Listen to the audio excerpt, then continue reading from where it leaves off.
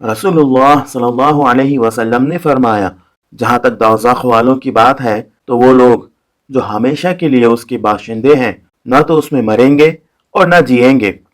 लेकिन तुम यानी अहले ईमान में से जिन लोगों को गुनाहों की पादाश में यानी खताओं की बिना पर आग की मुसीबत लाहिक होगी, तो अल्लाह ताला उन पर एक तरह की मौत तारी कर देगा, यहाँ तक कि जब वो कोयला हो जाएंगे तो सिफारिश की इजाज़त दे दी जाएगी। फिर उन्हें गिरोह दर गिरोह लाया जाएगा और उन्हें जन्नत की नहरों पर फैला दिया जाएगा। फिर कहा जाएगा, ए अहले जन्नत, इन पर पानी डालो। तो जिस तरह तुमने नहर के किनारे के खेत के दानों को उगते हुए देखा है, उसी तरह वो उगेंगे।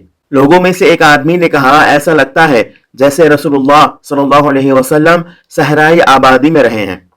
अल्हम्दुलिल्लाहि रब्बिल आलमीन वस्सलातु वस्सलामु अला रसूलिहिल अमीन, अम्मा बाद। अस्सलामु अलैकुम व रहमतुल्लाहि व बरकातुहू। मैं मोहम्मद आमिर सूरह ताहा की तफसीर लेकर हाजिर हो चुका हूँ। आज इंशाअल्लाह आयत नंबर 70 से 76 तक की तफसीर हम पढ़ें। तो आइए आज की पहली आयत से इस तफसीर की शुरुआत हम करते हैं। आखिर को यही हुआ कि सारे जादूगर सजदे में गिरा दिए गए, यानी जब उन्होंने असाए मूसा का कारनामा देखा तो उन्हें फौरन यकीन आ गया कि ये यकीनन मौजिज़ा है, उनके फन की चीज हरगिज नहीं है।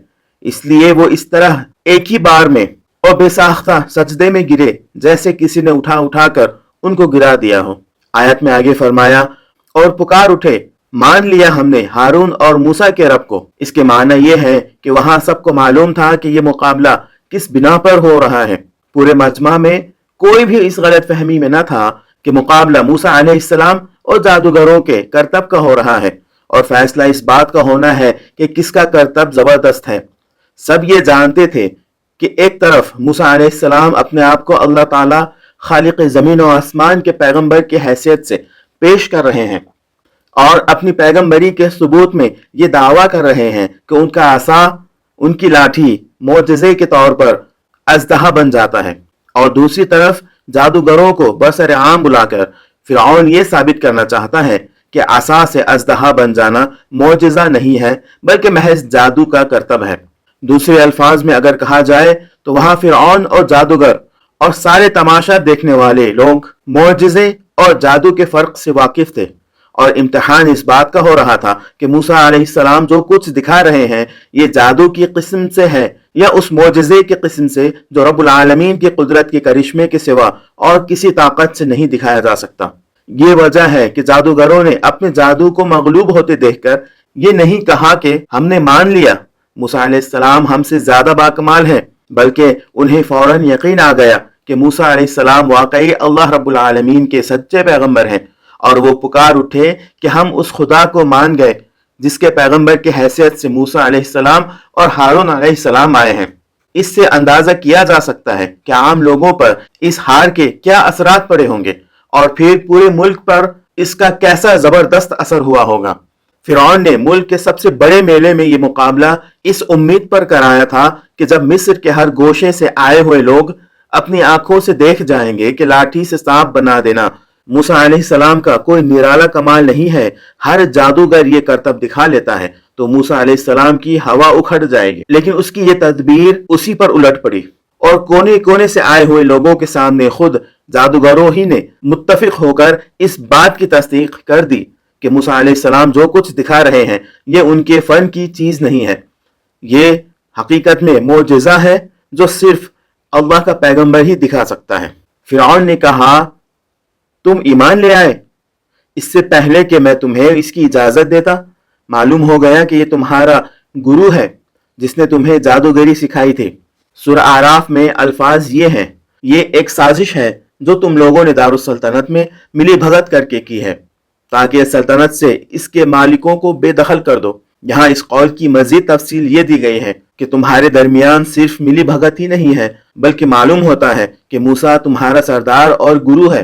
तुमने मोजज़े से हार नहीं मानी बल्कि अपने उस्ताद से जादू में शिकस्त खाई है और तुम आपस में ये तय करके आए हो कि अपने उस्ताद का गलबा साबित करके और उसे उसकी पैगंबरी का सबूत बनाकर यहाँ सियासी इनकलाब बर्पा कर दो। आयत में आगे फरमाया, अच्छा अब मैं तुम्हारे हाथ पांव मुखालिफ सिमतों से कटवाता हूँ, यानी एक तरफ का हाथ और दूसरी तरफ का पांव। پھر مزید فرمایا اور کھجور کے تنوں پر تم کو سولی دیتا ہوں، پھر تمہیں پتہ چل جائے گا کہ ہم دونوں میں سے کس کا عذاب زیادہ سخت اور زیادہ دیر تک رہنے والا ہے۔ یعنی یہ ہاری ہوئی بازی کو جیتنے کے لیے فرعون کا آخری داؤ تھا۔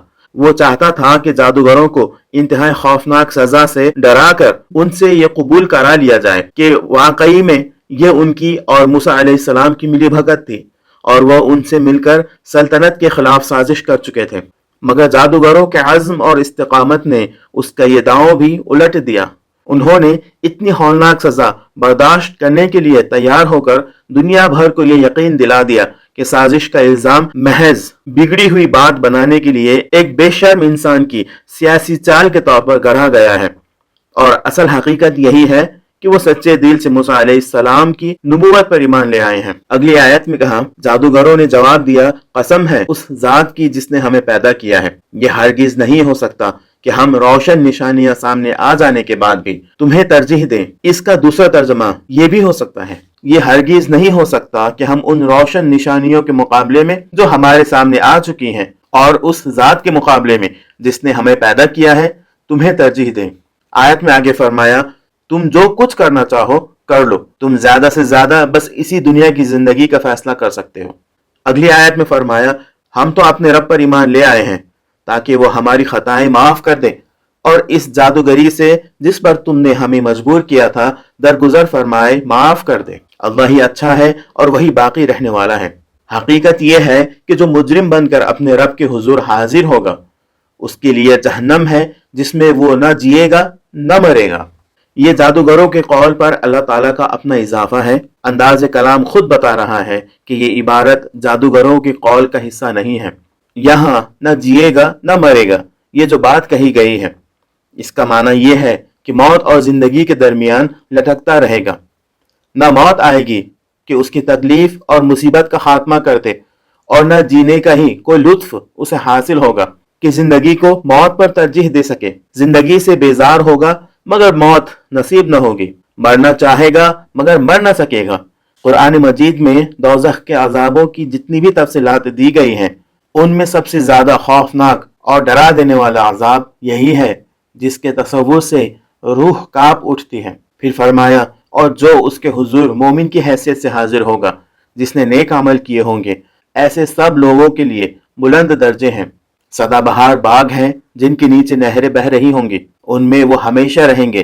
یہ بدلہ ہے اس شخص کا جو پاکیزگی اختیار کرے۔ آج کی تفسیر کا نچوڑ یہ ہے کہ سب سے اہم مسئلہ جو ان آیتوں میں نظر آتا ہے وہ موسیٰ علیہ السلام کے مقابلے میں آنے پر جادوگروں میں پیدا ہونے والی گہری اور فوری تبدیلی ہے۔ وہ جس وقت موسیٰ علیہ السلام سے مقابلہ کرنے کے لیے کھڑے ہوئے تھے تو ان کے انتہائی سخت دشمن تھے، لیکن حضرت موسیٰ علیہ السلام کا پہلا ہی معجزہ دیکھ کر اس طرح سے ہل گئے اور جاگ گئے اور انہوں نے اپنے راستے کو بدل دیا۔ سب لوگ حیران رہ گئے۔ کفر سے ایمان کی طرف، کجی سے راستی کی طرف اور ظلمت سے نور کی طرف اس فوری اور تیزی کے ساتھ راستے کی تبدیلی نے سب کو ایسی بوکھلاہٹ میں ڈالا کہ شاید فرعون کو بھی اس بات پر یقین نہیں آیا تھا، لہٰذا اس نے یہ کوشش کی کہ اسے ایک پہلے سے سوچا سمجھا منصوبہ اور سازش قرار دے، حالانکہ وہ خود جانتا تھا کہ اس کی یہ بات جھوٹی ہے۔